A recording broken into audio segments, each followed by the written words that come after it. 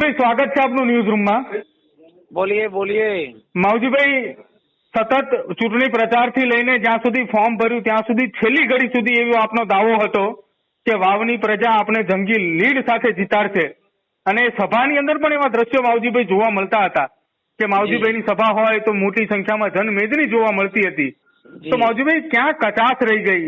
શું એવી કઈ ક્ષતિઓ રહી ગઈ આપના તરફથી ને આપની ટીમ તરફથી? નહીં, અમારા તરફથી કોઈ રહ્યું નથી, પણ મૂળ કંઈક ને કંઈક સત્તા સરકાર છે અને ક્યાંક ને ક્યાંક લોકોને ડરાયા હોય કે ક્યાંક ને ક્યાંક લોભ લાલચ આપી હોય કે કઈ આવું થયું હોય. હા, બાકી મારી દ્રષ્ટિએ કોઈ જાતની કમી નથી રાખી ચૂંટણી લડવામાં. તો માવજીભાઈ, તમને એવું લાગી રહ્યું છે કે તમે જે આક્ષેપો કરી રહ્યા છો એ આક્ષેપોને લઈને માવજીભાઈ તપાસ કોઈ જગ્યાએ કરાવરાવશે કે આ પ્રકારની લોભ લાલચ હોય, તાપ ધમકી હોય, આ પ્રકારનું? એ તો હવે જનરલી ત્યાં જયારે અધ્યક્ષ શ્રી પણ બોલાવીને સૌપુરામાં કે બોરડામાં બોલાવીને ત્યાં જે ડેરીના માધ્યમ કે ડેરીના મંત્રી ચેરમેન બોલાવતા હોય, એઓને કઈ કરતા હોય, જે પ્રક્રિયા કરે એના ઉપરથી ખ્યાલ આવી શકે આપણને કે જે એમની ફરજમાં નથી આવતો, અગર એમને નહીં કરવું જોઈએ એવું કર્યું છે તો દેખાઈ આવે છે.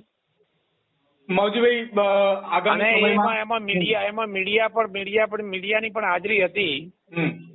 હા, અને મીડિયાની સમક્ષ બોલ્યા છે, સમજ્યા કે નહીં? જે ભડકાઉ ભાષણ કર્યા છે, ભડકાઉ આક્ષેપ કર્યા છે, કોઈ પણ પાયા વિહોણા, હકીકતમાં કોઈ પ્રૂફ વિહોણા જે વાતો કરી છે, લોકોને ભડકાવવાની કોશિશ કરી હોય, સ્વાભાવિક છે. એના હિસાબે લોકો પ્રજા છે, પ્રજા જે ચુકાદો આપે મારને શિરો માન્ય છે. માવજીભાઈ, આવનારા સમયની અંદર બનાસ ડેરીની પણ ચૂંટણી આવવાની છે. માવજીભાઈ ચંપલાવશે ચૂંટણીઓ? બનાસ ડેરીની આવશે, સહકારી માળખાની આવશે, અને 2 વર્ષ પછી વિધાનસભાએ આવશે ને લોકસભાએ આવશે. આ ચૂંટણીઓની ભૂમિકામાં ચૂંટણી રીતે કામ થયા કરશે જ. તો માવજીભાઈ એમાં હવે સહભાગી થશે ખરા? નહીં, હું સક્રિય રાજકારણમાં છું, સક્રિય રાજકારણમાં રહેવાનો છું. હા, મારી હાથે જે મારા પ્રજા મતદારો હેડ્યા છે એને હું છોડી દેવાનો નથી અને હાચવવાનો છે અને સુખમાં, દુઃખમાં, અવસરમાં, પ્રસંગમાં હાજરી આપવાનો જ પડકે ઉભો રહેવાનો છું. છેલ્લા શ્વાસ સુધી આ પ્રજા જે મારી સાથે હેડ્યા છે એની સાથે હું રહેવાનો છું. અચ્છા માવજીભાઈ, બીજું આપની પાસેથી એ જાણવું હતું કે શરૂઆતથી ગુલાબસિંહ રાજપૂત એવું કહેતા હતા કે આ વિધાનસભાની પેટા ચૂંટણીમાં માવજીભાઈ અને કોંગ્રેસની વચ્ચે સીધી ટક્કર છે. ભારતીય જનતા પાર્ટી તો કોઈ જગ્યાએ ક્યાંય દેખાતી પણ નથી. પરંતુ છેલ્લી ઘડીએ એવું કેમ થઈ ગયું? આપ પણ જો વાત કરવામાં આવે તો 11મા, 10મા, 12મા રાઉન્ડની જયારે વાત કરવામાં આવે ત્યારે માવજીભાઈને પણ સારા એવા વોટ જે છે તે વાવ અને સુઈગામના જયારે ઈવીએમ ખુલ્યા ત્યારે પણ મળતા હતા. જી નહીં, પણ એ તો મેં તમને કીધું કે જનરલી જે પ્રક્રિયા એમાં શું થઈ કે જે 2 મિટિંગો કરી સૌપુરા અને બોરુડામાં, એના કારણે જે તંત્ર જે હતું, ડેરીનું તંત્ર હતું, એ તંત્ર ઢીલું થોડું પડ્યું. એટલે થોડા મતદારો જે નિર્ણાયક મતદારો હોય છે, અધરકાસ્ટના મતદારો હોય છે, ગામ આધારિત હોય, એ બિચારા સીધી કોમ ઇતર અધરકાસ્ટ થોડી ઘણી ડગું થઈ જતી હોય છે, સમજ્યા? જેના કારણે આ પ્રક્રિયા થતી હોય છે. તો હવે આગામી સમયમાં આપે કીધું કે આપ સક્રિય રાજકારણમાં છો, તો જિલ્લા પંચાયત અને તાલુકા પંચાયતની પણ ચૂંટણીઓ આવી રહી છે. એની જિલ્લા પંચાયત તાલુકા આપણે ચૂંટણી આવી છે. જેને મદદ કરી છે એને મદદ પૂરી કરીશું. હા, જેને જે માણસો હશે એને મદદ કરીશ. મારાથી બંધુ છે, જે રીતે મારા જે ટેકેદારો હતા, મારા સાથીદારો હતા, મારા મિત્રો હતા, મને મદદ કરીશ. અને માવજીભાઈની શું અપેક્ષા છે 2027ની અંદર? વાવમાં લડશે કે થરાદમાં? નહીં, એ તો જે સમય આવે ત્યારે ખબર પડે. વાવમાં બી લડી શકું, થરાદમાં બી લડી શકું, આવતી લોકસભા લડી શકું. અચ્છા, માવજીભાઈને આજે આવતી લોકસભા પણ લડવી છે? હાજી, લોકસભા બી લડવી છે. 75 વર્ષ મને ત્યારે થશે. મોરારજીભાઈ દેસાઈ 85 વર્ષે દેશના પ્રધાનમંત્રી બન્યા હતા. એ ગુજરાતમાં સાહેબ દાખલો છે. હાજી. તો વાવની જનતાને શું સંદેશો આપશો આપ? આપને આટલા બધા મત પણ મળ્યા છે વાવની અંદરથી એક અપક્ષ ઉમેદવાર તરીકે. નહીં, વાવની જનતાને મારો સંદેશો, હું વાવની જનતાની મારી સાથે રહેલા પ્રજાને સાથે છું. એના સુખ દુઃખમાં સાથે છું ને એમનો ખૂબ ખૂબ આભાર માનું છું. મારા કાર્યકર્તાઓનો, મારા ટેકેદારોનો, મારા મતદારોનો, જેણે કાળી મજૂરી મહેનત કરી છે. હું જીવું ને જાગું ત્યાં સુધી એમની પડખે રાત દિવસ તડકે સોયડે ઉભો રહીશ. અચ્છા માવજીભાઈ, સ્વરૂપજી ઠાકોરે આજે એક નિવેદન આપ્યું છે, સ્વરૂપજીની જયારે જીત થઈ ત્યારે, કે માવજીભાઈએ પાવર ઉતારવાની વાત કરતા હતા, પરંતુ માવજીભાઈનો જ પાવર ઉતરી ગયો, માવજીભાઈને ખબર પણ ના પડી. નહીં, મારો કોઈ પાવર ઉતરવાનો સવાલ નથી. હા, ચોક્કસ અમને હતો કે અભિમાન છે અને હતું. આજે કહું છું, આજે નહીં તો અત્યારે શું પરિસ્થિતિ થઈ તમને કહું કે લોકસભાના ઇલેક્શન કરતા વાવ સીટ ઉપર ભાજપને ઓછા વોટ મળ્યા છે. અચ્છા, બરાબર. જે લીડ હતી એ લીડ ઓછી તો થઈ જ છે ને. અને બાલ ભાજપ બચી છે. બાલ બચી છે ભાજપ. એમાં કોઈ અહંકાર અભિમાન લેવાનો સવાલ જ નથી. આટલું સત્તા હોય, આટલું તંત્ર હોય, આટલું માધ્યમ હોય, સહકારી માળખું હોય, આટલી બધી માણસોને શરમાવવાની લોભ લાલચ આ બધું કરીને માંડ બચ્યા છે. અચ્છા, હાજી.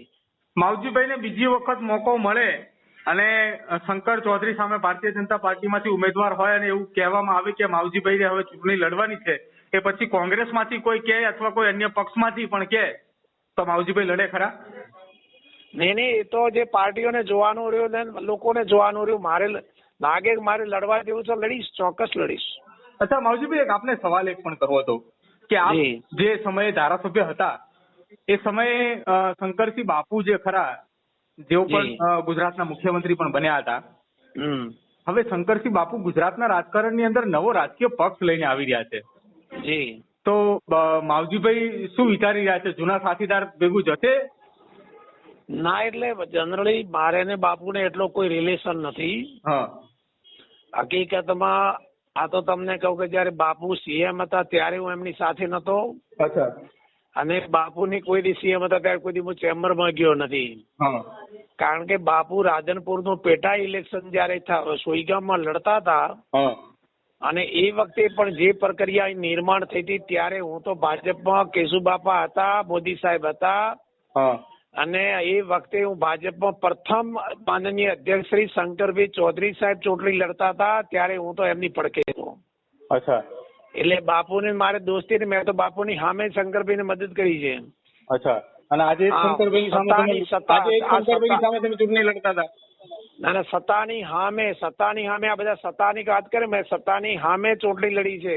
અચ્છા, અને સીએમ ખુદ લડતા હતા લડી છે. હાજી, સમજ્યા ને?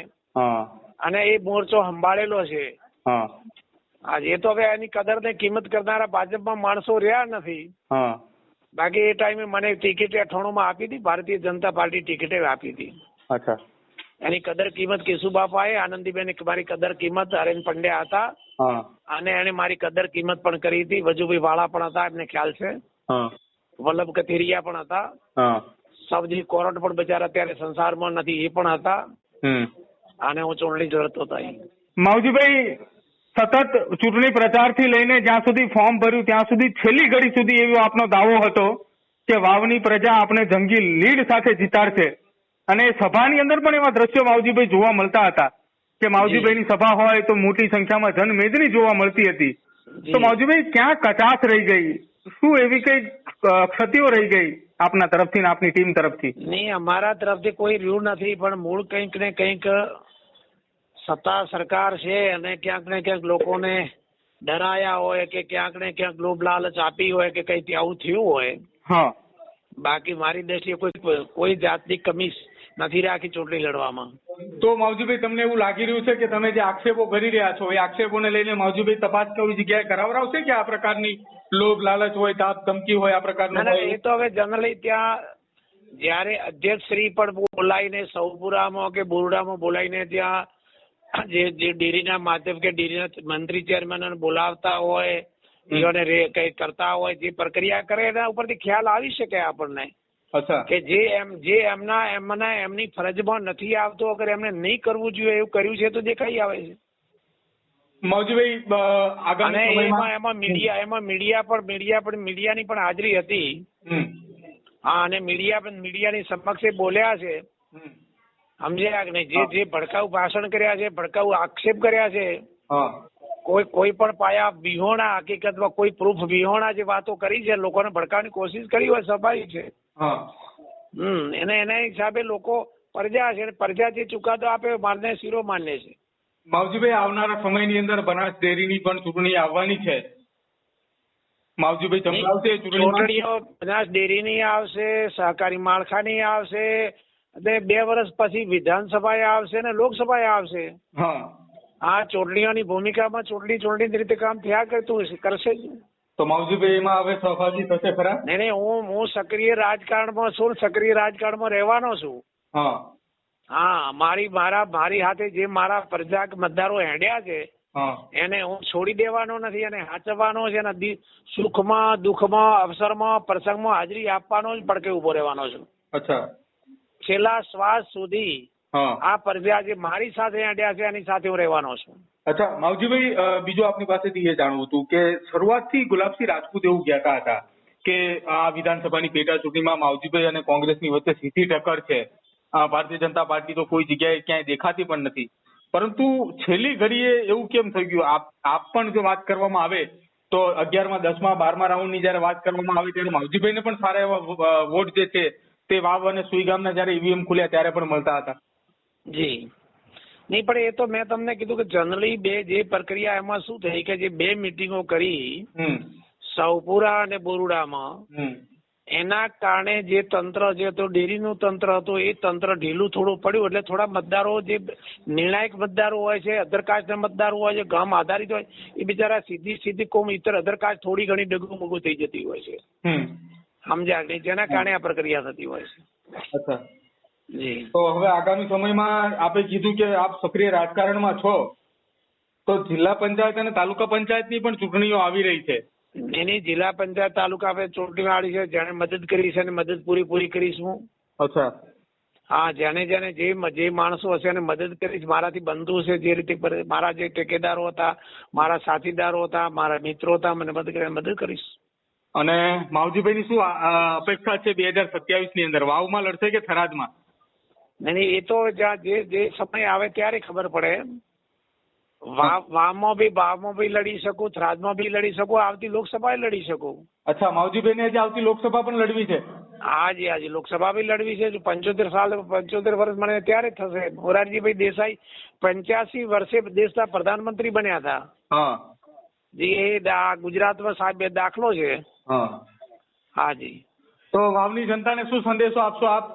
આપને આટલા બધા મત પણ મળ્યા છે વાવની અંદરથી એક અપક્ષ ઉમેદવાર તરીકે. નહીં, વાવની જનતાને મારો સંદેશો, હું વાવની જનતાની મારી સાથે રહેલા પ્રજાને સાથે છું. અચ્છા. એના સુખ દુઃખમાં સાથે છું, ને એમનો ખૂબ ખૂબ આભાર માનું છું. મારા કાર્યકર્તાઓનો, મારા ટેકેદારોનો, મારા મતદારોનો, જેણે કાળી મજૂરી મહેનત કરી છે, હું જીવું ને જાગું ત્યાં સુધી એમની પડખે રાત દિવસ તડકે સોયડે ઉભો રહીશ. અચ્છા માવજીભાઈ, સ્વરૂપજી ઠાકોરે આજે એક નિવેદન આપ્યું છે, સ્વરૂપજીની જયારે જીત થઈ ત્યારે, કે માવજીભાઈએ પાવર ઉતારવાની વાત કરતા હતા, પરંતુ માવજીભાઈનો જ પાવર ઉતરી ગયો, માવજીભાઈને ખબર પણ ના પડી. નહીં, મારો કોઈ પાવર ઉતરવાનો સવાલ નથી. હા, ચોક્કસ અમને હતો કે અભિમાન છે અને હતું. આજે કહું છું, આજે નહીં તો અત્યારે શું પરિસ્થિતિ થઈ તમને કહું કે લોકસભાના ઇલેક્શન કરતા વાવ સીટ ઉપર ભાજપને ઓછા વોટ મળ્યા છે. બરાબર. જે લીડ હતી એ લીડ ઓછી તો થઈ જ છે ને.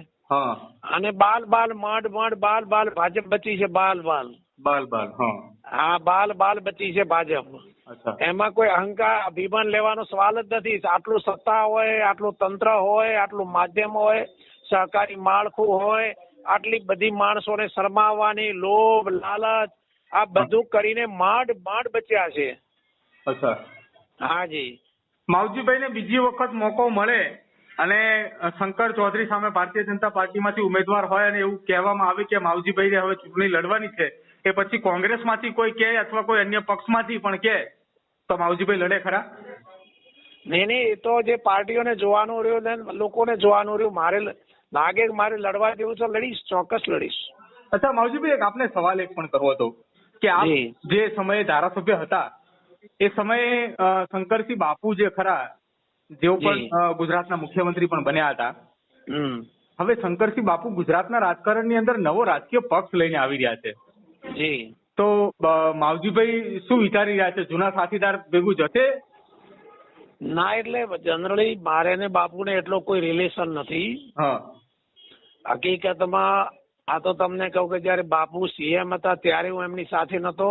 અચ્છા. અને બાપુની કોઈ દી સીએમ હતા ત્યારે કોઈ દી હું ચેમ્બરમાં ગયો નથી.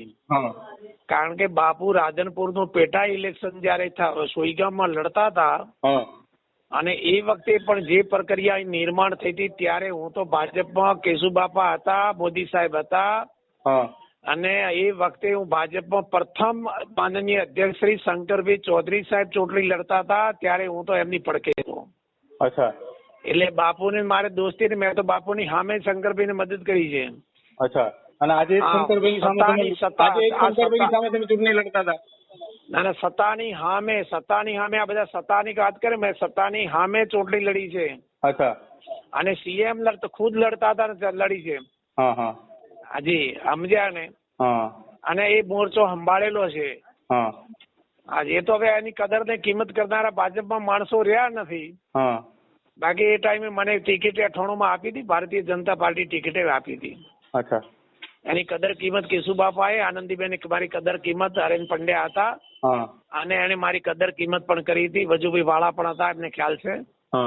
વલ્લભ કથિરિયા પણ હતા. સબજી કોરટ પણ બચારા અત્યારે સંસારમાં નથી, એ પણ હતા. અને હું ચૂંટણી લડતો હતો. આભાર માવજીભાઈ, અમારી સાથે વાતચીત કરવા બદલ. Thank you. આપણે અત્યારે અમારી કાળજી લેશો બદલ આભાર આપનો, મીડિયાનો, પત્રકાર તમારો બદલ.